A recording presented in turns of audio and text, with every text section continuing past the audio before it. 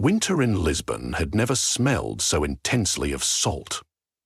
Atlantic mist curled through the alleys of Alfama, the way music once had, drifting over azulejos-lined walls before dissolving under the cobalt flash of the passing trams. They purred along their tracks like well-fed cats, every wheel turn powered by the tides that gnawed at the mouth of the Tagus. To tourists, the system seemed equal parts miracle and ornament. Turbines hidden beneath pontus, batteries the size of barnacles anchored to the riverbed, and a lattice of superconducting cable that linked the sea to the streets. But to the city's engineers and scientists, it was a living, vulnerable organ, one that could never be allowed to skip a beat. Dr. Inez Silva knew that rhythm better than most. She had grown up in the Barra Alto with a window that faced the river, and from childhood she'd timed her homework to the ebb and flow of the incoming tide. Now, 42, hair perpetually damp with brine, she spent more hours beneath the waterline than above it. As a principal researcher at the Ocean Energy Institute, she monitored the battery fields that glimmered on sonar like constellations. Thousands of flexible cells that soaked up kinetic force during high tide and bled it back into the grid as the water retreated. Every tram ride, every lamp flicker, every kettle boiled for coffee was a wave captured, stored and spent. That Friday began as routine. A maintenance dive to battery segments C-17 near the estuary. The Institute's skiff bobbed just inside the exclusion buoy, engines hushed, while Inez and her assistant Rui slipped into 7mm wetsuits. Rain pricked the water in tiny silver splashes. Visibility below would be poor, but C-17's diagnostics were flickering, most likely a sensor error, and the city wanted a human pair of eyes before weekend traffic. 2 hours, Captain Duarte called from the bridge. If you're longer, I start billing overtime. Isra flashed him a grin, adjusted her rebreather mouthpiece, and rolled backward into the moving slate of the river. The descent was quick, aided by the gentle suction of the outgoing tide. Floodlights cut a smoky cone through suspended silt. At 12 meters, the first hexagonal batteries appeared, gleaming a soft indigo beneath their sheath of transparent polymer. Each cell flexed with the water pressure, compressing during high tide and relaxing at low. They reminded Inez of giant hearts, pulsing in slow motion. She and Rui performed the standard checklist: scan surface integrity, test the microscopic vents that bled off hydrogen, log any parasitic growth.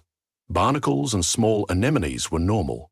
The Institute even encouraged certain filter feeders that kept the casings free of algae.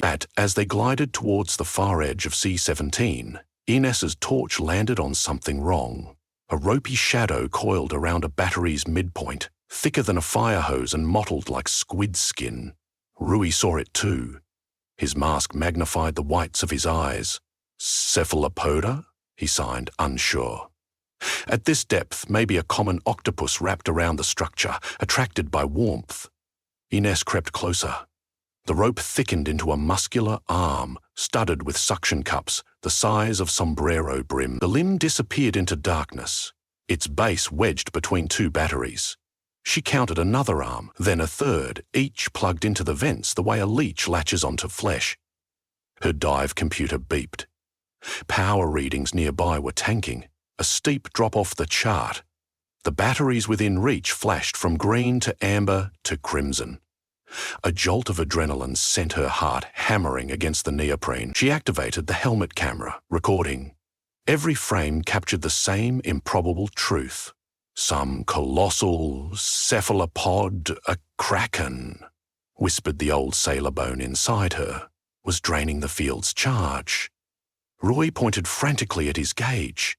Magnetic interference spiked, scrambling their compasses. Panels on the cephalopod's arms glimmered, absorbing whatever charge was bleeding out. Its chromatophores flashed cobalt, a mirror of the trams above. They had less than 5 minutes of no-deco time left. Insev forced herself to backpedal. Documentation first, confrontation later. At the surface, she dragged her regulator free and spat Atlantic water across the decking. "We have a problem," she coughed. Captain Duarte handed her a towel. Sensor glitch.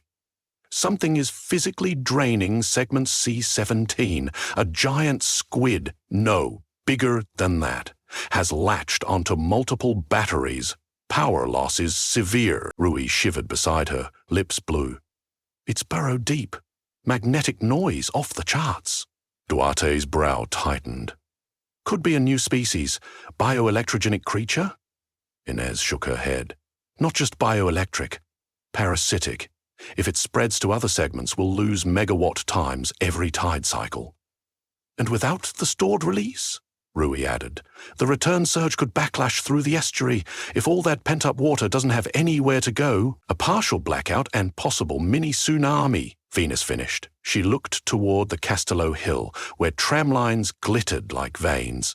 Lisbon lived by a delicate contract with the sea. If one party defaulted, the other would collect in blood. Back at the Institute, the footage played on a 3-meter screen. Engineers in orange coveralls huddled, coffee steaming in paper cups as the Kraken's arms pulsed across the pixels. Each suction cup contained a circular membrane, vibrating like a speaker diaphragm, siphoning electrical potential as though tasting it. Incredible. Professor Morales, head of Applied Tidal Dynamics, rubbed his salt and pepper stubble. We've theorized electroparasitic fauna, but nothing on this scale. We can publish later, Inez snapped. Right now, C-17 is losing 6% capacity per hour.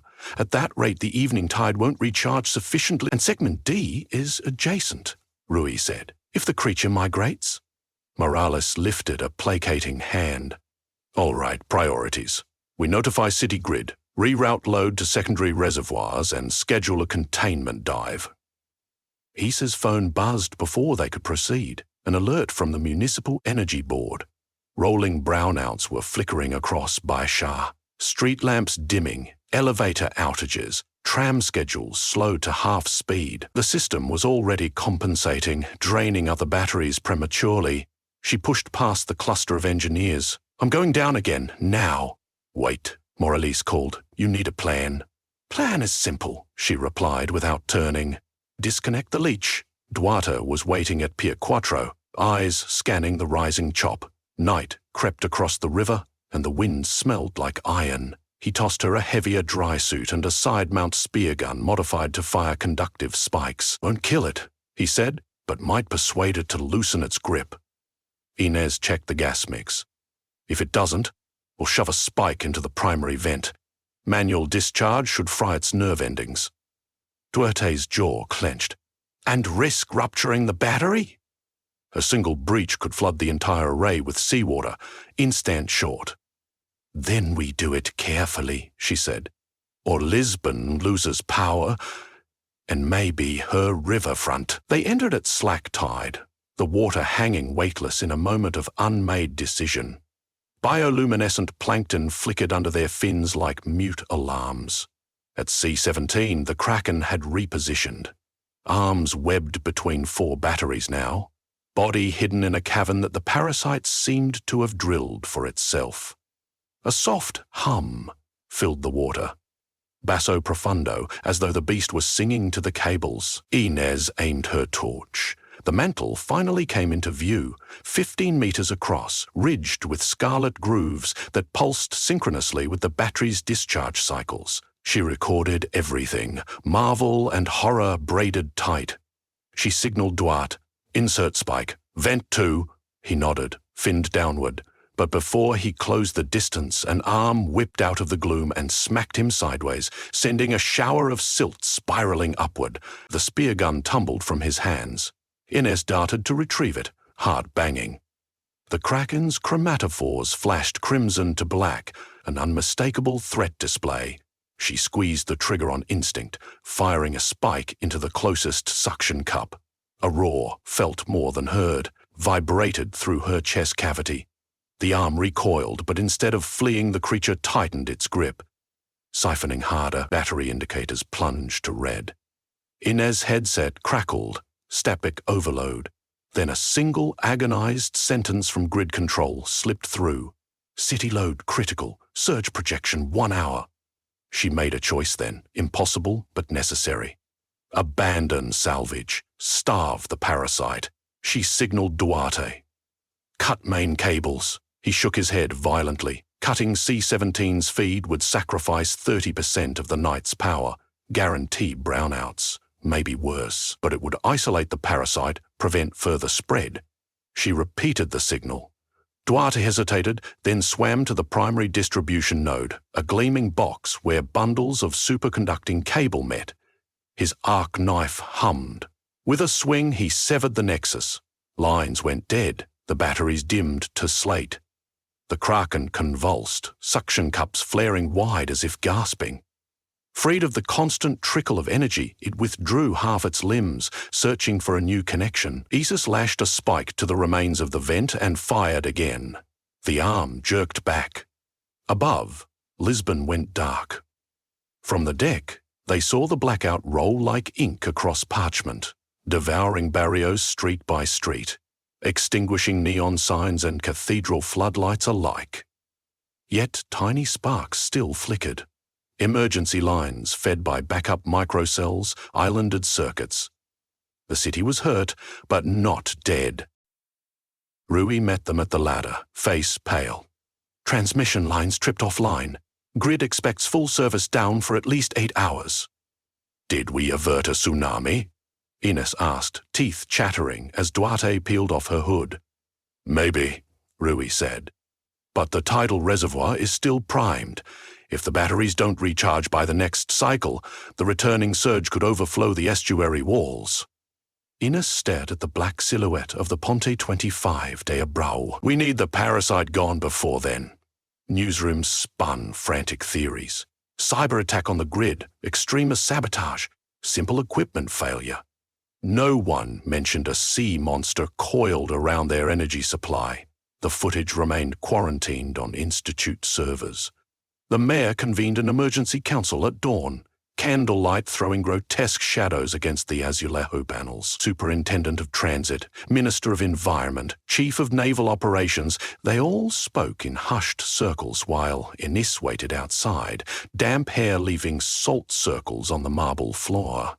After an hour, the double doors opened. The mayor beckoned her in. Dr. Silva, he began, pinching the bridge of his nose. Your report is unprecedented. It's also accurate, she replied. Segment C-17 is isolated, but the organism may migrate. If it reaches D-knob, the cycle repeats, and next time we'll have no reserve. He paced. Options? Lure it away from the array, preferably to deep water. Remove the temptation. Kill it? If we fail to kill it quickly, we risk enraging it further. Also, city policy protects novel species until classification. Charming, the mayor muttered. Ines inhaled. But we can exploit its attraction to electromagnetic fields. Create a stronger lure, draw it out into the Atlantic, then cut power so it can't follow back. The chief of naval operations cleared his throat. Our ships can tow a decoy generator, but your institute must calibrate the field. When's the next high tide? Ines asked. Tonight, Rui answered from the doorway. He'd been calculating on his tablet. 2,200 hours, with a supermoon, highest crest in 12 years. If the Kraken drains the batteries then, the returning surge will overshoot containment walls by a meter. They had 14 hours. Preparations turned the docks into a war zone of cables and crates. The Navy provided an old dredger barge, retrofitted with a modular generator coil, big enough to power half the Algarve. Institute technicians wired capacitors and custom frequency modulators, tuned to mimic the battery resonance the Kraken found irresistible. Ines oversaw every connection. Each time a cable sparked, she pictured tram commuters stumbling in the dark, water rushing basalt steps, tourist cafes drowning in river spray. At dusk, she rode the hatchback lift down to grid control. An underground chamber, once a wine cellar, now walls of displays and salty red wine evaporating in ghost scents. Ines oversaw every connection. Even in the dark windows, once a wine cellar, now walls of displays and salty red wine evaporating in ghost scents. Duarte was already there, boots propped on the edge of a console. Barge lure is ready, he said, but we need bait. You volunteering to dangle your toes? She joked, then sobered. We'll re-energize C-17 just enough to give the creature a taste. When its electromagnetic sensors arc toward the barge, we cut power again. It follows the stronger signal, Duarte said. It's hungry, not malicious, Duarte eyed her. You still speak like a biologist, even when running a military op. She smiled, weary. Can't turn it off. 21:30, high tide approaching. The dredger idled 3 kilometers offshore, coil humming.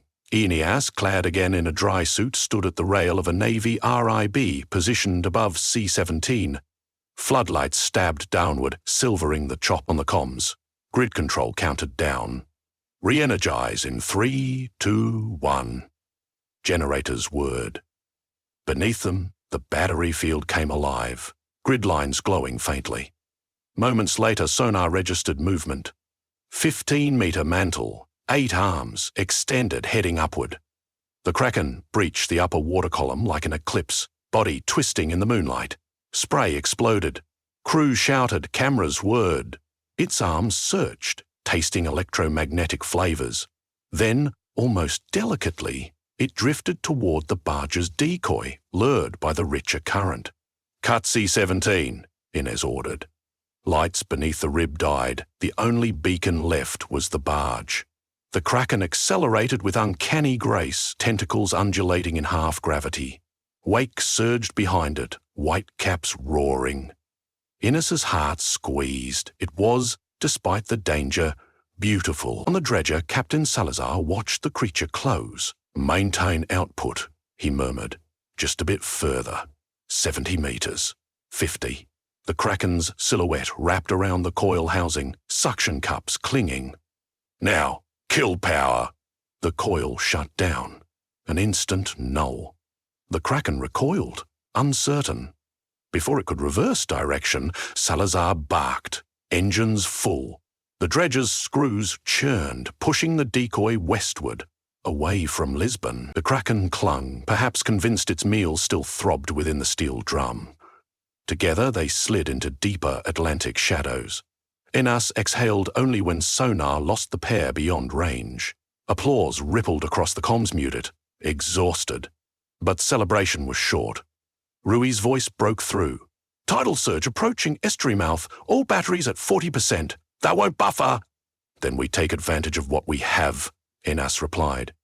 Redirect low porality circuits, isolate microgrids, bleed surplus water through emergency sluice. Orders flew.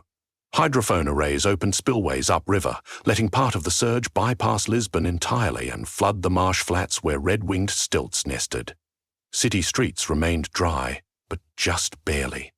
Praça do Comércio's stone steps glittered with a whisper-thin sheet of water before the flow receded. By dawn, lights flickered back across the hill neighborhoods.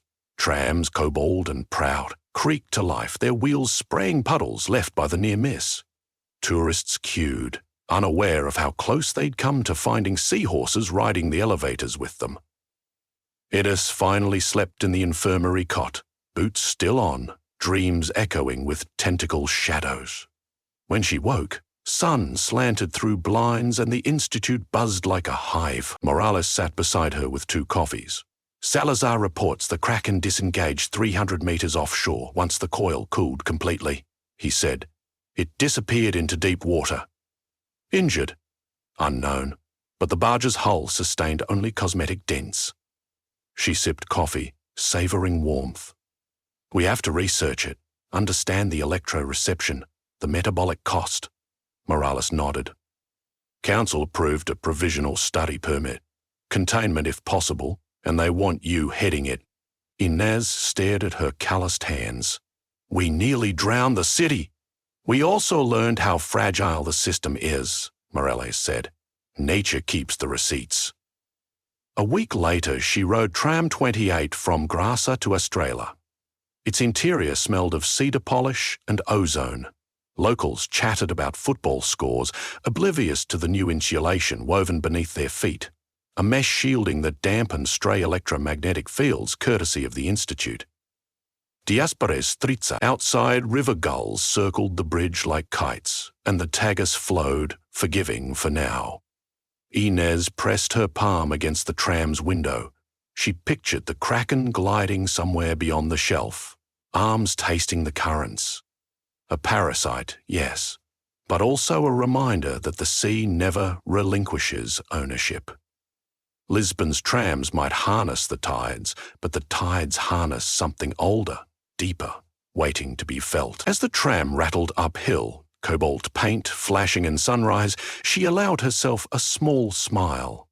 The rhythm continued, wave, heart, wheel, and somewhere in the folds of dark water, the kraken pulsed with it, a silent partner in the city's impossible dance.